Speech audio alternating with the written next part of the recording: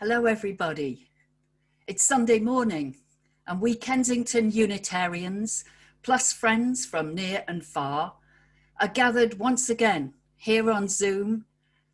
It's lovely to see you all there on my laptop screen. I'm Sarah Tinker, and I've had an interesting and educational few days finding out about a bit more about our theme for today. It's a recognition that this is the 400th anniversary of the sailing of the ship known as the Mayflower from England to the east coast of America, carrying a group of pilgrims seeking a new world where they could follow their religion in freedom and in peace. So I welcome you here into this inclusive community. Whatever your religious beliefs, whoever you are, however you're feeling today, whatever is going on in your life. And a message of welcome also goes out to all those of you listening to a podcast or watching a video of this service sometime in the future. It's great that we can connect with you in this way. And I hope that this recording is of value to you, that it is in some way relevant to your life at the present moment. Taking a part in a Unitarian service like this, well, it won't earn you a place in heaven. And we're not trying to save your soul.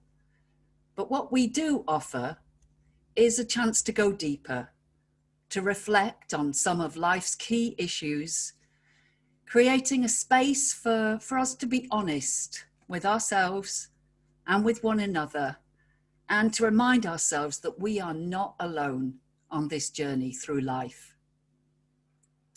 And I hope that we feel able to bring all of us to a time such as this. We don't have to hide our difficulties or our uncertainties or our vulnerabilities. This is a time and a space for the whole of us to be here, together in community, one with another, aligning ourselves once more with that which we hold to be divine, the God of our hearts, the love that guides us and the passion that inspires us. I invite each of us now to connect with that which we hold to be of ultimate worth in this moment of silence as I light our chalice flame.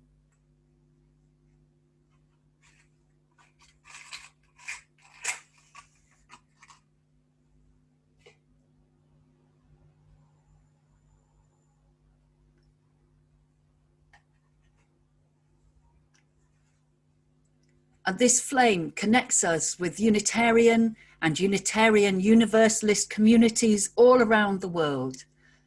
And it reminds us that as this flame burns freely, so too must we value our freedom to worship as we choose. And may such a freedom be a reality for more people around our world. May we join in solidarity with all those who are persecuted for their beliefs, for all those who must hide their true selves for fear of retribution. May everyone feel safe to be who they truly are.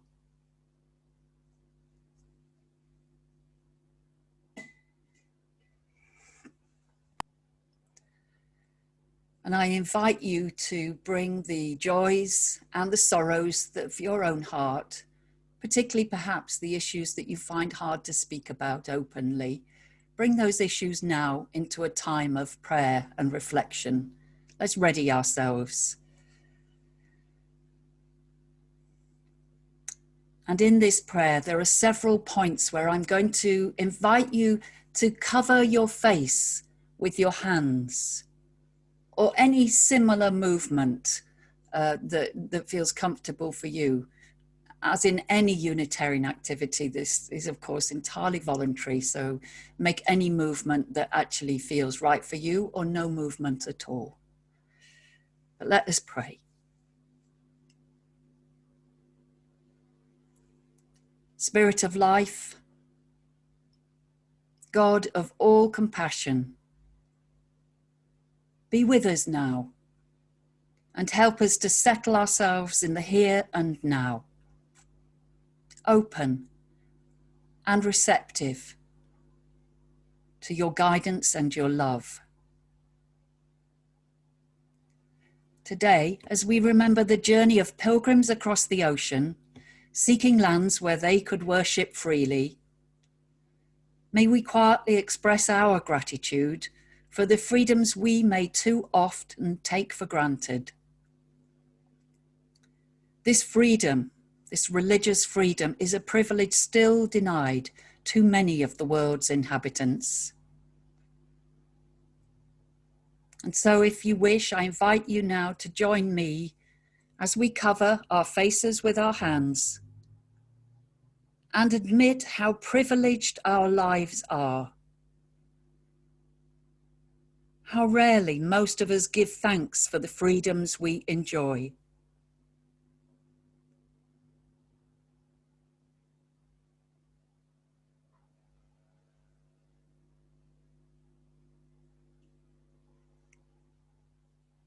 And as we release our hands, let us commit ourselves to examining our privilege regularly in life. And once again, I invite us to cover our faces with our hands as we acknowledge the truth that so much of the wealth of our country has come from the oppression of people in other lands and the theft of resources which belonged to others and not ourselves.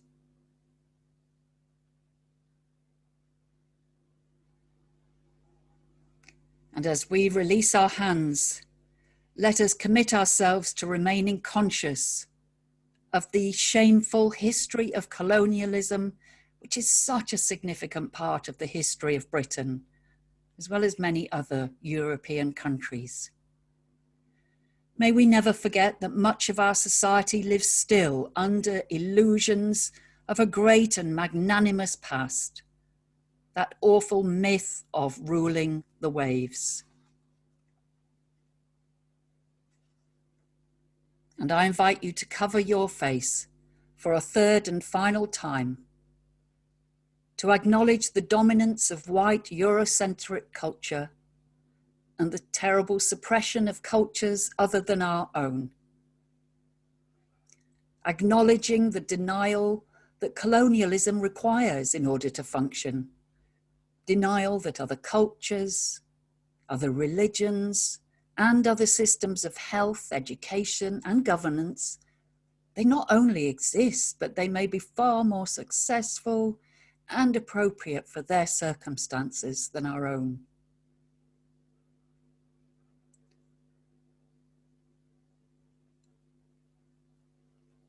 And as we release our hands for this final time in prayer, may we forever remain aware of the trap in thinking that we and our societies and ways of being are in any way superior to those different from us. And I invite you now to take a few moments in stillness, a chance to speak our own prayers of love and concern, which might be for our world, for others, and for ourselves.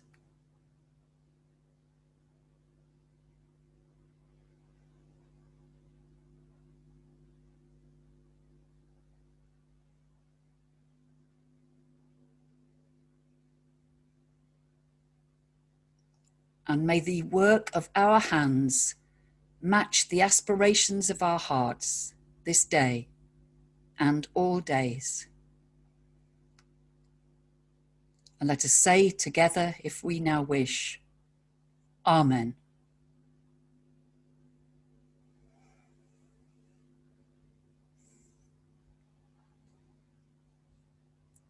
And now I'm going to hand over to Julia Alden, who's going to tell us of her own personal connection with a passenger on the Mayflower ship that set sail from England to the Americas back in 1620, 400 years ago. So good morning, everyone. Yes, I'm Julia and Alden, as Sarah says, which is linked to my short presentation today. So when I read that the theme of today's virtual Sunday service was entitled Mayflower Celebrations, I shared with Sarah my own history linked to that famous ship and voyage. I am a direct descendant of John Alden, who came along on that journey, not as a pilgrim looking for religious freedom, but as a cooper or barrel maker.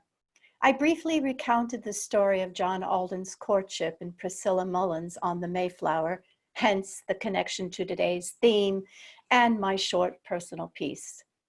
Henry Wadsworth Longfellow wrote a very long, rather legendary poem depicting the story of a love triangle with John Alden, the ship's captain Miles Standish, and a young girl named Priscilla Mullins.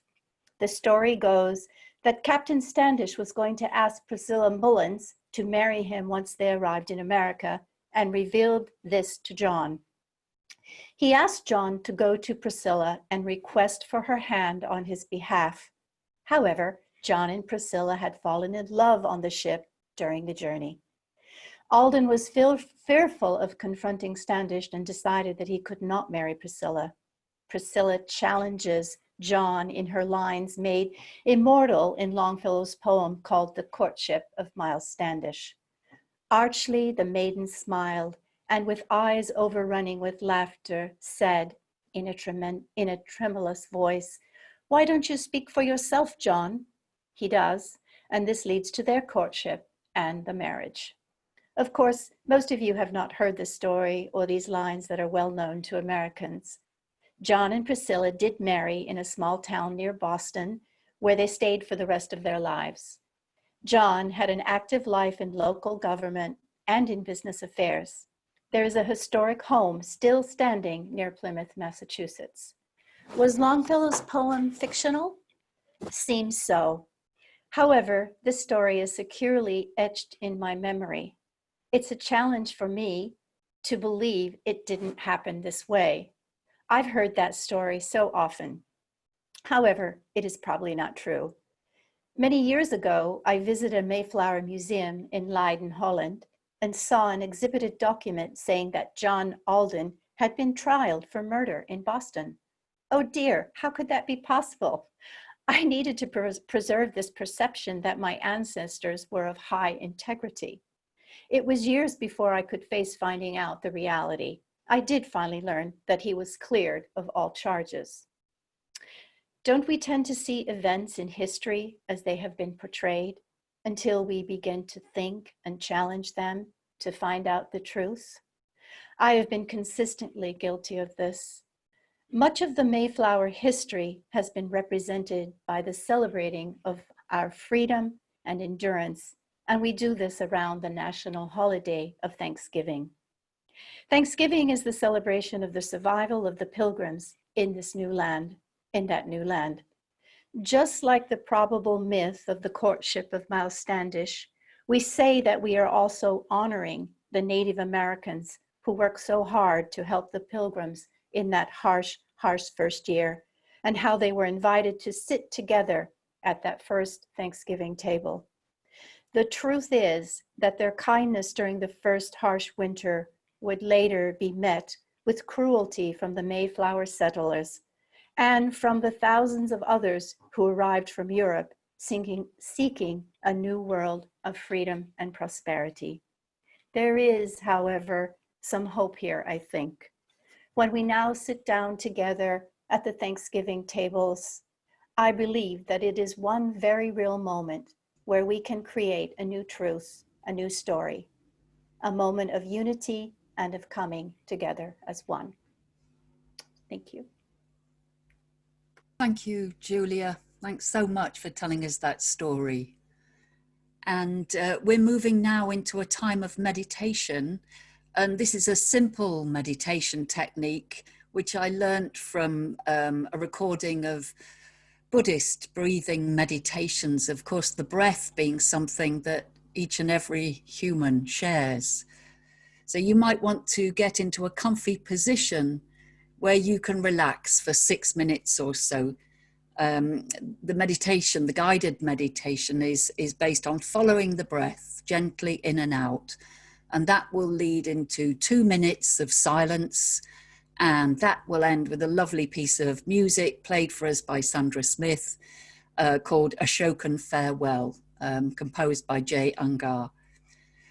Feel free to switch off your video for this section if you prefer. And of course, as always, remember you don't have to follow these suggestions at all. You may have your own ways of relaxing and going deeper. But if it works for you, you might want to now soften your gaze or close your eyes and take one of those lovely breaths that go deep down into the belly. And as you release the breath, you might imagine a wave of relaxation working its way down your hard-working back, helping to straighten and find ease down through your legs and feet and toes, out into the ground, releasing all bodily tension, enjoying that sense of your feet firmly on the floor, your tummy and shoulders and face muscles softening, your back naturally straightening. And these are the words for meditation. Breathing in, I know I am breathing in. In. Breathing out, I know I am breathing out. Out. Breathing in, my breath grows deep, deep. Breathing out, my breath goes slowly, slow. Aware of my body, I breathe in.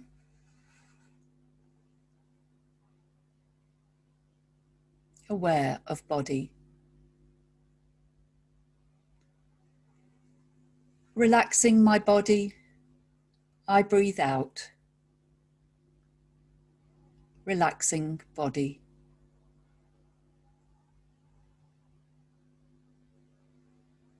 Calming my body, I breathe in. Calming my body. Caring for my body, I breathe out. Caring for body.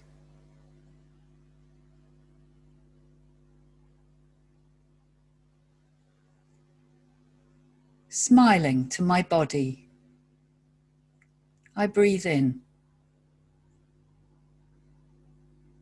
Smiling to body.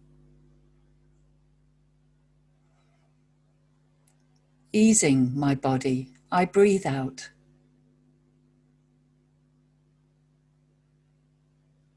Easing body. Feeling joy, I breathe in. Feeling joy. Feeling happy, I breathe out. Feeling happy.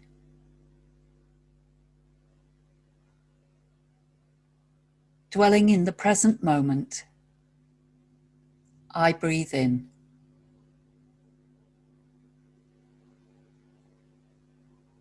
Being present. Enjoying the present moment, I breathe out. Enjoying.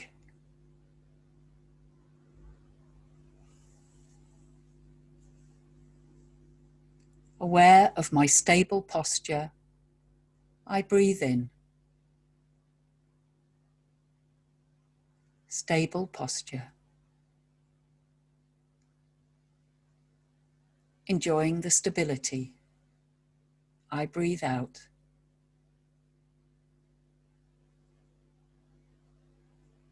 Enjoying and entering the silence.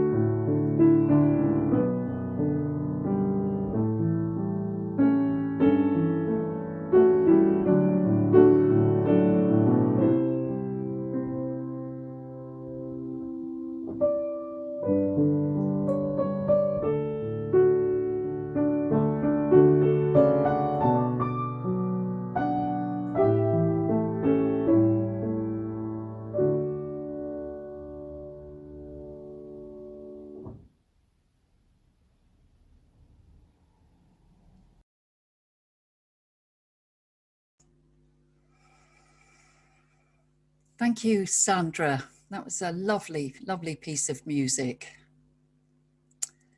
Well, you can perhaps imagine I was delighted when Julia told me of her family connections to the Mayflower and its passenger, John Alden, whose surname you share, Julia.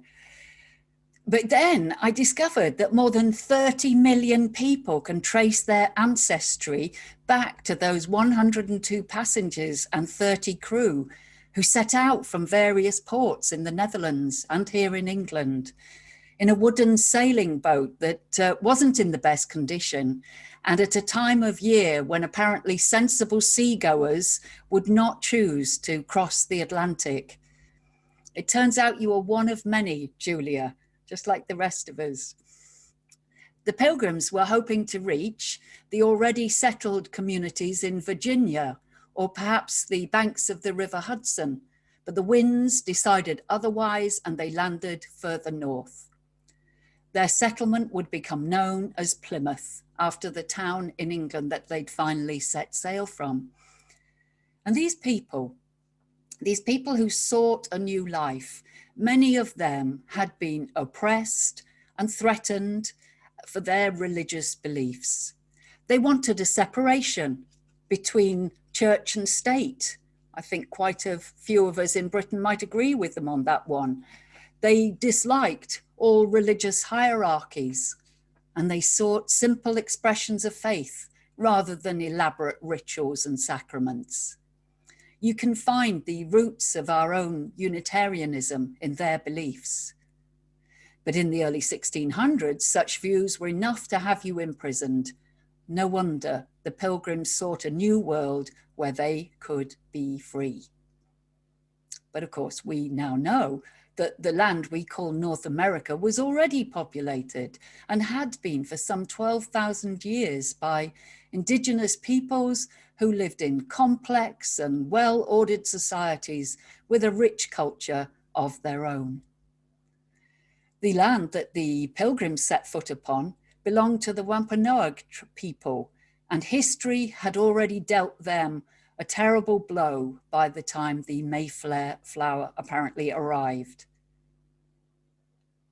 Go back to the years of 1616 to 1619, and the Wampanoag people had lost an estimated 80% of their population in what they called the Great Dying. The Wampanoag traded with Europeans and are thought to have caught a disease from them to which they had no immunity. The Pilgrims found a deserted Wampanoag settlement and started to build there. They were observed by the remaining Wampanoag people, who apparently found the settlers particularly interesting because this was the first time that they'd seen European women and children. Now, in the United States today, the Thanksgiving celebrations are still a hugely important public holiday, and they remember the first harvest the Pilgrims celebrated in 1621, when they ate together with their Wampanoag neighbors who had saved their lives. Over half the Pilgrims died in that first harsh New England winter. The rest, as they say, is history. The settlers who had left Europe because they were oppressed, they became oppressors in their turn. They stole land from the indigenous people. They imposed their religious and legal systems on those they lived alongside. They misused the land and the animals. It's a story repeated the world over, isn't it? It's the story of colonialism, and colonialism is an experience that many of us are only just waking up to, only just starting on our journey of understanding, and I include myself in that. The people on the receiving end of colonialism's damaging actions, well, they've been awake to its effects a lot longer, and to the insidious ideas wrapped up in the term white supremacy. I'm involved with a campaigning group called Survival, which works alongside Indigenous peoples to ensure that their voices are heard. Their website states, "We are Survival, the global movement for tribal people's rights. We're the only organization that champions tribal peoples around the world. We help them defend their lives, protect their lands, and determine their own futures." It's interesting to me that Survival as a charity refuses to receive any government money from any government around the world. They prefer to remain independent. This year, Survival has been running an educational campaign called #MayflowersKill to remind us all about the terrible effects of colonialism to this day on the Indigenous people. Do have a look at their website and all the statements that have been made there. I'd like to read just one of those to you. This was written by Samantha Maltese, Akina Wapaniag, and it really hit home to me. Samantha wrote, "Celebrating the Pilgrim's Voyage is celebrating colonialism, it's celebrating genocide. With no question about the tragedy of what followed the Pilgrim's arrival, we're led to wonder, well, should we remember this event?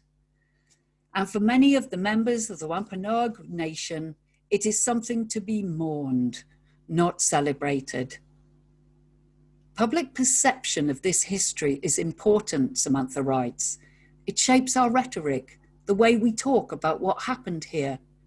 It's crucial that our story is heard, but not in a way that further erases our survival and our resilience.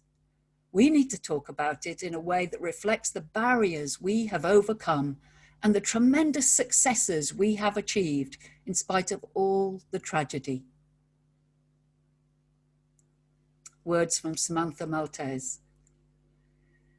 The ship, the Mayflower, was of course just one of thousands that set out to seek new lands. Rather than celebrating the arrival of settlers from other lands, Indigenous people mourn the loss of their ways of life, the loss of their freedoms, the loss of their health, and of their tribal ways of educating their young. It's an upsetting and deeply shameful history. But it won't always be the last chapter for tribal people. In New England today, there are an estimated 4,000 to 5,000 members of the Wampanoag tribe who describe themselves as a strong and vibrant community. They've been fully involved in the international events commemorating the 400th anniversary of the Mayflower's journey, and their message, "We are still here," it's emblazoned on all the materials that have been produced. So let's remember and honour the rich tapestry of Indigenous people the world over, tribes, societies, cultures, a complex and varied groupings of peoples who have still a great deal to teach us all about living in greater harmony with this earth to which we all belong. And let's us do all that we can do to be better educated about colonialism and the damage that it has done to people the world over, and the damage that it's done to our own, often still unconscious thinking. And I, for one, say to that, Amen. So may it be.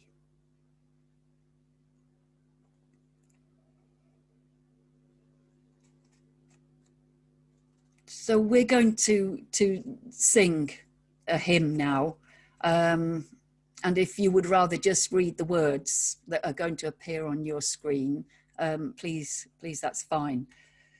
We're inviting you to join in singing the old favourite Pilgrim's Hymn with words based on John Bunyan's writings in Pilgrim's Progress. Now, we're using a recording of one of our services from here at Essex Church a few years ago. And I've got to say, I think we sound great in our singing. And if you do like singing, you can join here now on Zoom.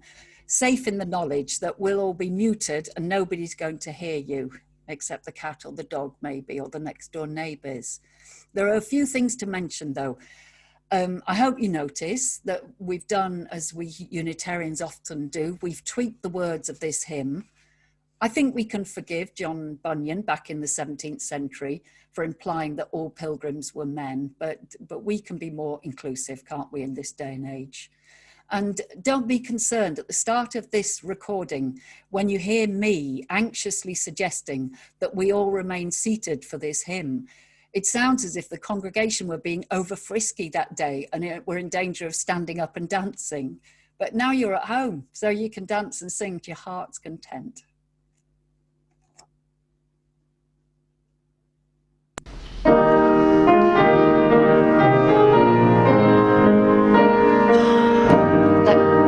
Should we stay seated?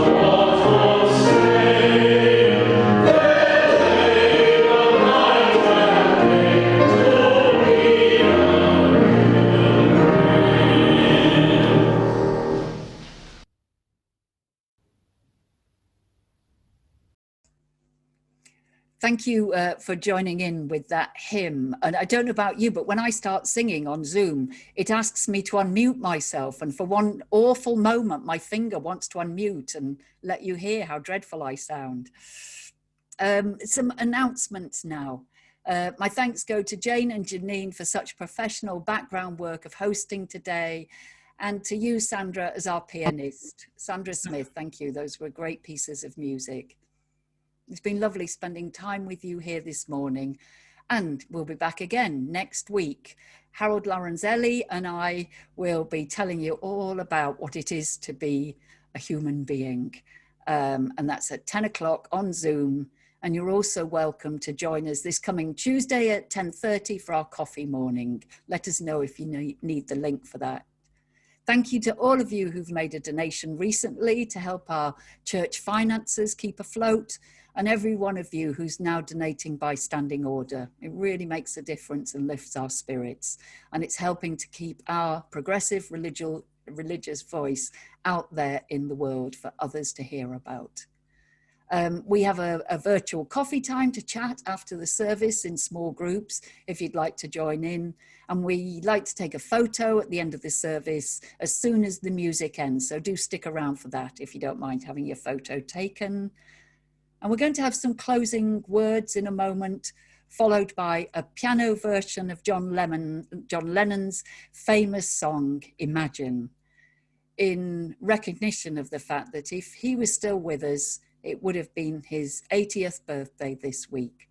So I invite you now to select gallery view.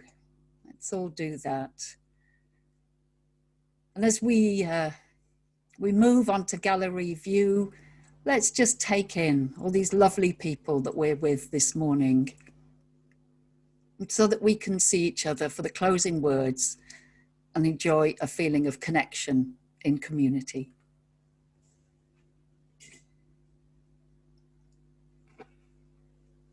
And I extinguish our chalice flame, but not the warmth of this community. And I send the light of this candle out into the world, that all those whose lives have been adversely affected by colonialism might have the strength to go on and to help re-educate us all.